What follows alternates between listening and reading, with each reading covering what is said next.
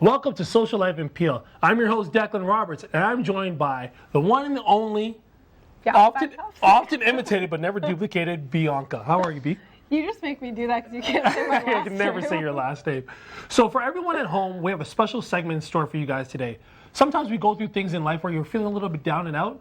Joining us here today is Nira, who's a life coach, who's going to give us some 4 simple tips to help us move forward to feel better about ourselves. Nira, how are you? I'm great. How are you? Thank you for joining us today. I'm so excited to be here. So first, let's start off here.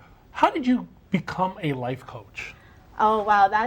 It's kind of a long story, but I was in a career that wasn't really fulfilling me, and I kind of went on a journey to find myself. And one day I ended up finding myself at a life coaching seminar, and the rest is kind of history. And it really showed me a way to connect with myself in a deeper way and live a more fulfilling life. And I thought that was such a gift that I wanted to be able to bring that into the world somehow.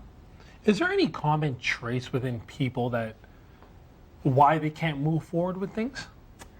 Yeah, a lot of times it's because, we might have some limiting emotions or beliefs or behaviors or patterns that are keeping us stuck. And because we're so entrenched in our life and we're so used to doing life in a certain way, we don't actually see that that's limiting us. So sometimes it takes an outside perspective to help show you that type of awareness. And when you have the awareness, then you can do what it takes to transcend that and maybe transform some of those behaviors and patterns so you can get moving in the direction that you want to go in.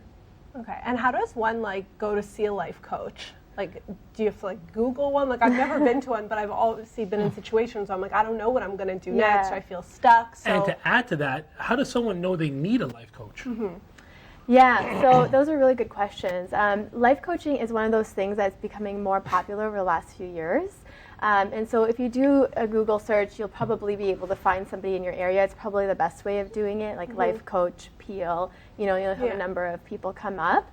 And then it's about looking into, what's the specialization of that life coach? And does it match what it is that you need, right? Okay, so there's different categories. There could be, there could be. So sometimes, with me, I work with people who are feeling stuck in any area of their life, whether it's health, career, personal development, money, finances, but you might have others that work specifically in a certain niche, so you wouldn't look into that. And the way that you would know if you need a life coach is that if the majority of your day on a day-to-day basis, you're not feeling so good, and you're beyond that 50% threshold of not feeling great, then something's wrong. So that's when you would seek help, whether it's a life coach or therapy or some other group that could help you with where you're at right now. So you're here to talk about 4 ways to help improve people's lives. Yeah. So let's get right into it. Okay, so it's 4 keys on how to live a more fulfilling life. So step number 1 is to let go. And when I say let go, I mean to let go of the stuff that doesn't serve the vision you have for your life. So if you were to imagine your life a year from now or maybe 5 years from now and think about what are some of the things that would change, and then look at your life now and start to let go of the things that don't match that vision. So that might be people, that might be behaviors, that might be various things, right? And it may not just mean completely cutting that stuff out, but it might mean an opportunity to transform those things in your life so that they support the vision that you have for your life. And that's important because as you start to clear that space, you actually naturally create a space to draw in the vision of your life to you. I think the thing is, it's just a choice. Yeah. It's just literally say, okay, you know what? The past is the past. I can't change it. I'm going to move on. But I think it's hard for people because I almost feel like right now, where we're at in society, it's we'd rather be stuck in misery versus stuck in happiness. Yeah. And I think it's because we are so comfortable with our discomfort that we're more afraid of what might lay outside of the world that we already know. So that's about stepping outside of your comfort zone, right? And that can cause more anxiety, which is why people stay stuck where they are. So do you find it's hard for people to let go? I think that there has to come a point where it becomes so difficult that there is no other choice but to start to let go. And then once you have a glimmer of what it's like to let go and realize that it doesn't have to, I think when people think about letting go, they think they have to let go of these huge things in their life and totally transform the way they're... I would never let go of you. So when you start one little step at a time, you realize that it's really not that hard and it gives you more of a motivation to keep doing it. Yeah, and I read over the 4 steps, and they sound really good. Have you had anyone come to you and like talk to you and been like, "This all sounds great, but is it easier said than done?" Yeah, everyone says that, Yeah. right? Like that's such a common thing because it sounds really good, but it's the moment that you put it into practice, right? We can hear things and read books all day long, but it's not until we put it in practice that we prove to ourselves that we can actually do something about our lives. And I think that's the part where people need help with, is to actually take that step and understanding what that step might look like. Okay, so let's go on to step 2.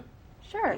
So step 2 is to do more of what makes you come alive. And if you think about our lives, most people get up, they press snooze a few times, and then they're rushing through their day, right? Yeah, I think so many people can relate to that. And so we're almost like we're starting like we're running on empty with our day, and that's just how it goes. So if you stop and take a moment or two throughout the day to revitalize yourself, it can really change the way that you experience your day. So all that you need to do is consider the times where you felt vital and alive and enthusiastic, and bring those experiences into your day-to-day life more often. So for me, I love to sing in the car. I know no one's watching me. I feel so good when I'm doing that, right? And on my way to the office, I do that, and it makes me so happy, and it's a great way to start my day. Other people might like spending time in nature or working out, or taking 2 minutes to do some deep breath work.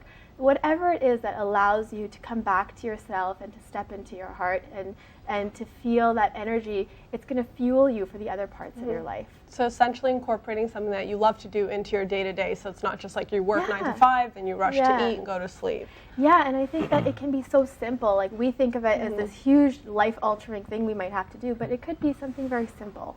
Okay, so before we run out of time, we want to make sure I get to all 4 of these. So step 3. Step 3 is to deal with fear head on. So that's a tough one. That's a big one, right? And we all experience that every time we do something new or something different. It's a biological response to feel a little bit afraid.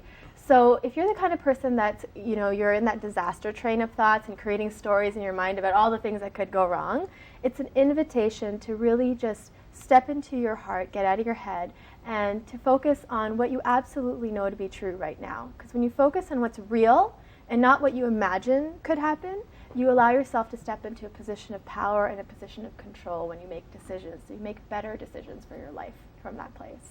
But it's got to be so tough on people. First, they have to realize what their fear is. And then to be able to say, okay, I'm going to actually do something about this. People must come to you all the time about that. Yeah. So it's really about asking yourself, what is that fear? Because there's underneath the surface fear, there is a deeper fear. So it's about asking, well, keep asking, what am I afraid of? What am I afraid of? Until you get to the core of that. And that's where you can really start to make some change. And last but definitely not least? It's the most important step, which is to commit to yourself. We are the first people to blow ourselves off. And the truth is that if we don't make ourselves a priority, then nobody else is going to make us one, because we tell the world how we expect to be treated, right? So if it means scheduling time in your calendar to do things for yourself, or taking the time to maybe research those different job options if you don't love your career, or spending time doing things that are good for your health, those are all important things that we have to do for ourselves, because that's the self-worth that we project into the world. And if we can prove to ourselves that we're worthy and that we're a priority, it makes it a lot easier to receive that when we're interacting with the world in the different areas of our life. Well, it's funny because we commit to other people all the time, but we won't commit to ourselves to do things to make ourselves happy. Yeah, exactly. So, career, social commitments, kids, these are also important, but if we take the time to commit to ourselves first, we'll be able to serve those areas of our life in a better way. That's amazing. Do you have a book? I do have a book that's available online. That's a good question. She would have a book. I do. On my website, you can actually download it for free. It's an ebook. It's called 20 Tools for Less Stress, an Everyday Guide for More Inner Peace. So it's just really easy to do things on your day-to-day basis to just maybe improve the quality of your life. Amazing. Cool. Well, thank you very much for doing this. Everyone at home, don't touch that dial. Let's take her tips, put them into effect. Make commitments to ourselves.